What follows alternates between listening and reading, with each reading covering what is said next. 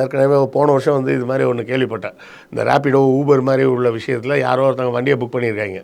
Book பண்ணிவிட்டு car வந்த பிறகு ஒரு 3-4 பேர் வண்டியில் ஏறி போயிருக்காங்க. கொஞ்சம் தூரம் போனோடனே டிரைவரை வண்டியை நிப்பாட்ட சொல்லி அதாவது டீ சாப்பிட்றது, இந்த பாத்ரூம் போகணும், அந்த மாதிரி ஏதோ ஒரு ஆள் இல்லாத இடத்துல நிப்பாட்ட சொல்லி இறங்கினோடனே அந்த டிரைவரை போட்டு அடித்து அவன்கிட்ட இருக்கிறது எல்லாத்தையும் பிடுங்கிட்டு காரையே எடுத்துகிட்டு ஓடிட்டாங்க.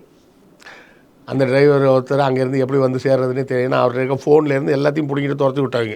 இப்படிலாம் கூட நடந்திருக்கு, இல்லைன்னுலாம் சொல்ல முடியாது. எப்போதுமே ஒரு நல்ல விஷயம் நடக்கும்போதே கூடவே அதில் கெட்ட விஷயங்களும் வரத்தான் செய்யும். அப்படி தான் பார்க்கணும். அதுக்காக தொழில்நுட்பமே வேண்டான்னு நம்ம சொல்ல முடியாது. அதுக்காக இந்த ஆப்பை தடை செய்வது சரியா அப்படின்னு கேட்டிங்கன்னா எனக்கு தெரியல. ஆனால் பாதிப்பு வந்து மிகப்பெரிய விஷயத்தில் இருக்குது. ஏன்னா தென்காசி பக்கத்தில் சுமார் 10 பேர் வந்து கைது செய்யப்பட்டிருக்காங்க.